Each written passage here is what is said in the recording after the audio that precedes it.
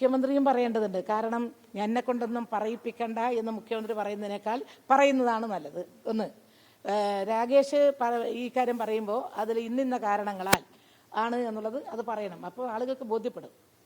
ഇല്ലെങ്കിൽ ഇങ്ങനെ എല്ലാ ആവിലും ഇല്ല ദുനിയാവിലും ഇല്ല എന്നുള്ള മട്ടിലേക്ക് എത്തിപ്പോകും. മറ്റു പ്രധാനപ്പെട്ട വിഷയം ഇപ്പോൾ ഈ മുഖ്യമന്ത്രി കഴിഞ്ഞ ദിവസം പറഞ്ഞത് അതായത് കണ്ണൂർ ജില്ലാ സെക്രട്ടറിയെ ചൂണ്ടിക്കാട്ടി ഈ വിഴിഞ്ഞത്തിന്റെ കാര്യത്തിൽ വല്ലാത്ത ഒരു ഉത്സാഹം കാണിക്കേണ്ട പലതും താൻ പറയുന്നുള്ളതാണ്. മുഖ്യമന്ത്രിയുടെ ആ ഒരു പരാമർശത്തിൽ ഒരു ദ്വയാർത്ഥമുണ്ടോ? മുഖ്യമന്ത്രി എന്തുകൊണ്ടാണ് അങ്ങനെ പറഞ്ഞത്, കണ്ണൂർ ജില്ലാ സെക്രട്ടറി എന്തിനാണ് ഇങ്ങനെ പറഞ്ഞത് എന്ന് ചോദിച്ചാൽ അത് അവരോട് തന്നെ ചോദിക്കേണ്ടി വരും. എന്തുകൊണ്ടാണ് ഇങ്ങനെയൊക്കെ പറയുന്നത്? എനിക്കതിനെപ്പറ്റി ഒന്നും പറയാനില്ല. അതായത് കണ്ണൂർ ജില്ലാ സെക്രട്ടറിക്ക് വിഴിഞ്ഞത്തെ ചോദ്യം ചെയ്യാനുള്ള അവകാശമില്ലേ? അല്ല, കണ്ണൂർ ജില്ലാ സെക്രട്ടറി മാത്രം എന്തിനു പറയുന്നു എന്നുള്ള ചോദ്യമാണ് അദ്ദേഹം ചോദിച്ചത്. അത് അദ്ദേഹത്തിനോട് കൂടി ചോദിക്കുമ്പം വ്യക്തമാവും. എന്തുകൊണ്ടാണെന്നുള്ളത് എനിക്കും അറിയില്ല. എന്തുകൊണ്ടാണ് കണ്ണൂർ ജില്ലാ സെക്രട്ടറി അങ്ങനെ ഒരു പ്രസ്താവന ഇറക്കിയത് എന്ന് ഞാൻ ചോദിച്ചില്ല. അല്ല, അനുകൂലിക്കുകയോ പ്രതികൂലിക്കുകയോ ചെയ്യുക എന്നുള്ളതല്ല. അദ്ദേഹം ചില പ്രസ്താവനകൾ നടത്തി. ആ പ്രസ്താവനകൾ നടത്തിയതിൻ്റെ അതിന് സ്പെസിഫിക് ആയിട്ട് എന്തെങ്കിലും പറയാനുണ്ടെങ്കിൽ അത് പറഞ്ഞാൽ ആളുകൾക്ക് ബോധ്യപ്പെടും. അല്ല, സ്പെസിഫിക് ആയിട്ട് കാര്യം പറയണം, എന്നാൽ എല്ലാവർക്കും ബോധ്യപ്പെടും എന്തുകൊണ്ടാണ് എന്നുള്ളത്.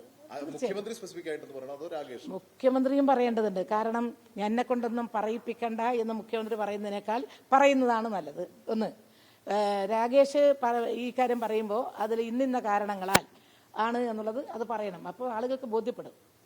ഇല്ലെങ്കിൽ ഇങ്ങനെ എല്ലാ ആവിലും ഇല്ല ദുനിയാവിലും ഇല്ല എന്നുള്ള മട്ടിലേക്ക് എത്തിപ്പോകും. ടീച്ചർ, മറ്റു പ്രധാനപ്പെട്ട വിഷയം ഈ ആറന്മുള വിമാനത്താവള പദ്ധതി വീണ്ടും വരുന്നു എന്നുള്ളതാണ്. വികസന പദ്ധതി എന്നുള്ള രീതിയിലാണ് അങ്ങനെ വാർത്ത വന്നോ? വാർത്ത വരുന്നത്. അപ്പം നേരത്തെ എതിർപ്പ് ഉയർന്ന പദ്ധതിയാണ്. അത് നടപ്പാക്കുന്നതിനോട് ടീച്ചറിന്റെ നിലപാട്? എപ്പോഴാണ് എതിർപ്പ് ഉയർന്നത്? ഉമ്മൻചാണ്ടി സർക്കാരിന്റെ കാലത്ത് എതിർപ്പ് ഉയർന്നിരുന്നു. കേരളത്തെ സംബന്ധിച്ചിടത്തോളം, പ്രത്യേകിച്ച് ശബരിമലയുടെ തൊട്ടടുത്ത്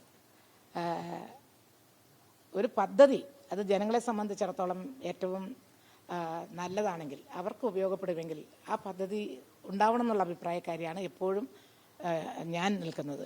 ഇപ്പോൾ ഈ എയർപോർട്ട് എന്ന് പറയുന്നത് എനിക്ക് തോന്നുന്നത് ശബരിമലയിലേക്ക് വരുന്ന ദക്ഷിണേന്ത്യൻ സംസ്ഥാനങ്ങളിലെ ധാരാളം ആളുകൾക്ക്, അത് ആന്ധ്ര മുതൽക്ക് ഇങ്ങോട്ടുള്ളവർക്ക്, ഹൈദരാബാദ്, ബാംഗ്ലൂർ, ചെന്നൈ ഇവിടെ നിന്നെല്ലാം വരുന്നവർക്ക് നേരിട്ട് ശബരിമലയ്ക്ക് എത്താൻ തൊട്ടടുത്ത് എന്നുള്ള നിലയിൽ ഒരു എയർപോർട്ട് വരുന്നത് നല്ലതാണെന്നുള്ള അഭിപ്രായമാണ് എനിക്കുള്ളത്. അത് ഒരു തരത്തിലും നമുക്ക് ഇത്തരത്തിലുള്ള വികസന പദ്ധതികളെ കേരളത്തെ മുന്നോട്ട് നയിക്കുന്ന വികസനത്തിൻ്റെ രംഗത്ത് കേരളത്തിനൊരു കുതിപ്പുണ്ടാക്കുന്ന ഒരു പദ്ധതി അത് തുറമുഖമായാലും എയർപോർട്ടായാലും രണ്ടായാലും നമുക്ക് വേണം. ആ പദ്ധതികളെ ഒന്നും തന്നെ ഒരു തരത്തിലും നമുക്ക് വേണ്ട എന്ന് വെക്കുന്നതല്ല, വേണമെന്ന് വെക്കുന്നതാണ് നല്ലത്.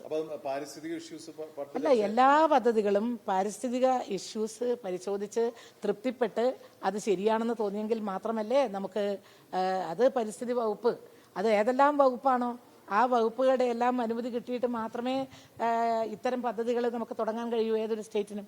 അത് തീർച്ചയായിട്ടും വേണം. അതില്ലാതെ നമുക്ക് അത് ഇല്ലാതെ ഒരു പദ്ധതി തുടങ്ങിയാൽ ഇവിടം വരെ എത്തുമെന്നുള്ളത് കണ്ടു.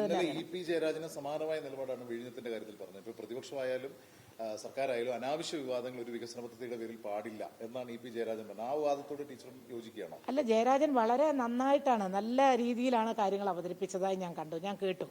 അങ്ങനെ ഒരു തരത്തിലുള്ള ഒരു കഴിഞ്ഞ ഗവൺമെന്റിന്റെ നയസമീപനത്തിനെതിരായിട്ട് അല്ല സംസാരിച്ചത്.